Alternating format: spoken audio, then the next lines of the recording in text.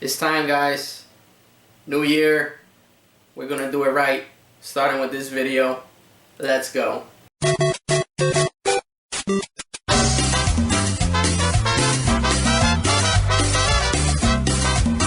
YouTubers, what's up, and welcome back to another wonderful episode of Vintage Game Finder. It's your boy Neesmaz07. First of all, Happy New Year to you, your family, and your friends. We're gonna make this year a good one. Not just a retro video game collecting wise, but just in general. Let's just try to make the world a better place, one individual at a time if we can. It's just, in my opinion, it's too much and too many bad things going on from last year that I'm pretty sure a lot of us don't want to carry over into 2017. So with that being said, I am going to go ahead and segue into what we picked up. Most of it's Nintendo heavy. A lot that I don't have currently in my collection, so I'm really excited when I was able to buy this as an individual lot instead of broken up in pieces. So for this episode, we're going to be doing mostly NES pickups, and I got one PS2 game, so we're going to go ahead and highlight that, then we'll move on and finish up with the NES. But as far as that PS2 game is concerned, this is a double for me, but games of this genre I like picking up regardless, because I know a lot of friends and family members that are trying to get back into the hobby, or know people that are in the hobby, so I'm always keeping an eye out for titles in this genre. And the genre I'm speaking about is RPGs, and the title I'm referring to for this individual pickup is, I always butcher it when I say it, so just bear with me, Xenosaga Episode 1 for the PS2.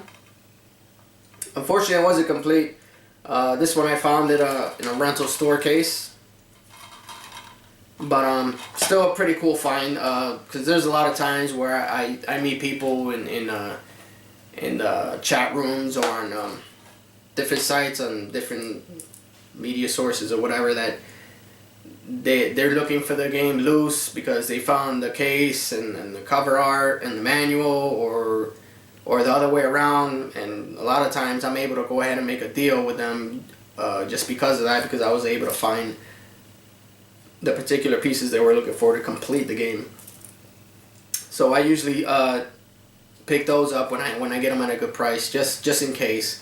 That's always a little nice little added feature to have when you are trading with friends online and locally, to go ahead and find those missing pieces that they were not able to go ahead and find. So now we're going to go ahead and finish off the video with what we find out for my NES collection, which is at or around 115. I lost count after 100, so probably after this, obviously the number's going to go up, but very happy, very honored to be able to have that many titles in my collection, because I remember being a kid, off the top of my head, I never had more than 7 or 8 games. I would play those and trade them and get 7 or 8 more, and play those, trade those, get 7 or 8 more, and that's usually how I did it. I never had an enormous amount of video games like I do now, which is pretty cool. Alright, let's go ahead and check out these Nintendo games I picked up in this slot. I don't really recall how I came across the lot. A lot of times I get contacts that through text or private messenger or anything. They give me leads, I like to call them, and this lead I followed up on. For the whole lot I pretty much paid I think it was $24, $25 around that area. So to me it was a nice pickup, because when you see some of the titles that I have, they are worth that more or less. So to have extra games to pick up for that price was pretty cool. So, and the covers, when you see the covers, they're in pretty good condition as well. So let's go ahead and get started. I was able to get a copy of Bad Dudes, Black Label Super Mario Brothers. This is a classic on the NES, and if you haven't played it yet, you need to go ahead and add it to your collection or emulate it, whatever it is that you do. But that title I'm referring to is Gyruss. Another one I have is Tiny Toon Adventures. Pretty good size scroller there. Right, next, we're going to keep going here. I have another copy of Teenage Mutant Ninja Turtles. Then I picked up, this is a label variant that I learned by actually picking this game up because I have this game on the other variation, which is the black Tengen cart. This is the NES, legit Pac-Man from Tengen. So for those of you that don't know that much history about Tengen, they had their problems with NES back in the day, and a lot of it had to do with Nintendo and their policies regarding third-party developers. So look into that, Google that, or look it up on the Gaming Historian. He has pretty good videos when it comes to that. So I'm very happy I was able to pick up that label variant. Alright, moving on, we have another one, sports game, I know, but it's one that I wanted for the collection because I did have this as a kid, so I enjoyed playing it. And this is Jordan vs. Bird, one-on-one. Got myself another copy with a pretty decent label of Super Mario Brothers 2. I don't know if you guys ever heard of that one, but I was able to pick it up. Next, this is the title that most people remember when they were younger. This was bundled in with the NES system, and that is Super Mario Brothers Duck Hunt, of course. Also was able to pick up another copy of Top Gun Black Label Excitebike. I think this is the only label variation for this individual game. If I'm confused, go ahead and let me know in the comment section, but I'm pretty sure that's what it is. I was able to pick up another sports game, but one that I did not have in the collection, so I was very happy to pick it up. This one is from Konami, of course, and that's Track and Field. But would you look at that, I have myself another copy of Super Mario Brothers 2, so that makes two. So I'm going to go ahead and find a happy home for those two, because I already have my copy in my collection, so we're going to go ahead and do that.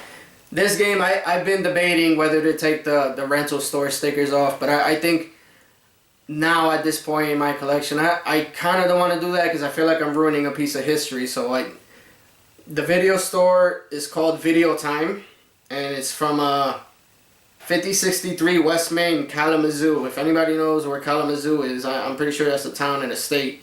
Go ahead and let me know in the comment section. I have your NES game, and I'm pretty sure I'm not going to return it. So, yeah. That game is from Bandai, Toxic Crusaders.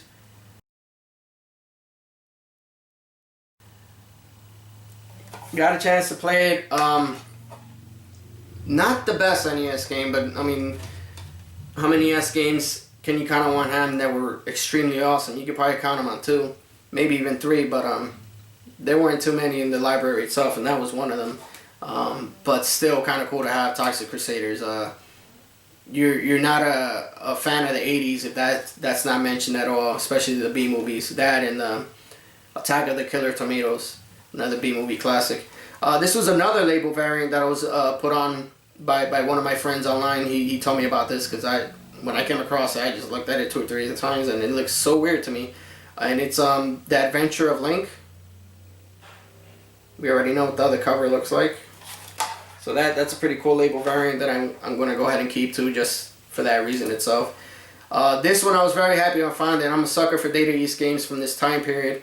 Most of them were good, especially in the arcade. They were fun. So it wasn't a carbon copy translation from arcade to NES, of course, because of hardware limitations. But it's still kind of cool to have. That game I'm talking about in particular is Karnov. Alright, we're on to third base. I'm going to go ahead and wrap up the video, of course, with what I have left on the NES. And that is a pretty minty copy of Super Mario Brothers 3. Also, finally got a label upgrade on this game. That's a must on any NES collector's collection. So I was able to pick this up in the bundle, of course, and I was pretty happy about it. And that's Dr. Mario. If you love Tetris, you're going to love Dr. Mario. You're going to like Yoshi's Cookie. Games of that variety, that ilk, it's pretty good. This one, another one, just as good as Data East was in that time period, the 80s. Sunsoft was right up there as well. And this is Fester's Quest. Finally able to get a copy of this. Very happy about that. I forgot that Rad Racer had a sequel, so when I saw this, I was pretty happy to pick it up, especially in the label, the condition that it's in. It's pretty nice. Obviously, Rad Racer 2 from Square. Alright, going back to Sunsoft, this is a movie series that I hope someday in my lifetime makes a comeback, because I enjoyed the movies. The first one, of course, iconic, but the second one, Little here, little there, but I still like the fact that they try to do it in a metropolitan backdrop. And that movie I'm referring to, well, slash game, is Gremlins 2, the new batch.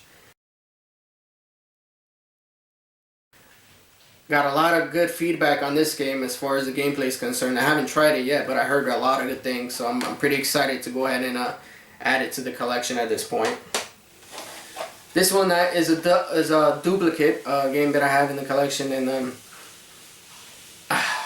I tried to like it, but the fact that you got a Google image where you need to go and what you need to do to progress, man, it's a turn off for me. So that game I'm talking about is from Hudson Soft, and that is Milan's Secret Castle. Alright, last two. Got myself another copy with a pretty nice crispy label of Excitebike, which I will be finding a happy home for, of course.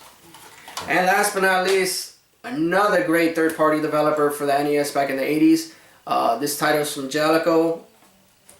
Totally rad. Brah. I think it's totally rad. I haven't gotten to play it yet. I haven't even seen what the images look like on Google. But I am happy that I went ahead and added that to the collection because I didn't have it whatsoever. So it's always a plus, right? Alright, that goes ahead and wraps up the video we have for this week. Very happy that I was actually able to pick up an NES slot. I don't see too many of those nowadays. When people sell them, they have the intention to sell it as a lot.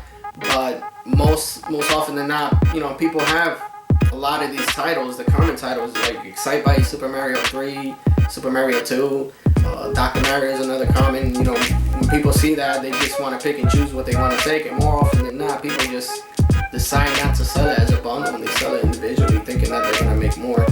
But yeah, like I said, you know, the scene is different from when I started, you know, like 1 or 2 years ago. So I'm always happy when I find a lot, especially for a really good price, like I did for this one. It's always a great day when you're able to go ahead and do that. So we will see what the retro gods have in store for us in the next video, and hopefully it's just as good, if not better, than what I went ahead and displayed today. But you know, as always, thank you for coming by to visit. Thanks for hanging out. Thanks for subscribing. Thanks for commenting. Good, bad, or indifferent. Your views, your opinions always matter to me, because that's a part of keeping the community meshed, and it's always a good thing to have a community, especially when it comes to retro video gaming, because I'm learning stuff about it even now that I didn't know years ago or now, you know, so it's always good to gain that knowledge from people. So with that being said, see you next time, and that's it. God bless, stay safe, and happy hunting.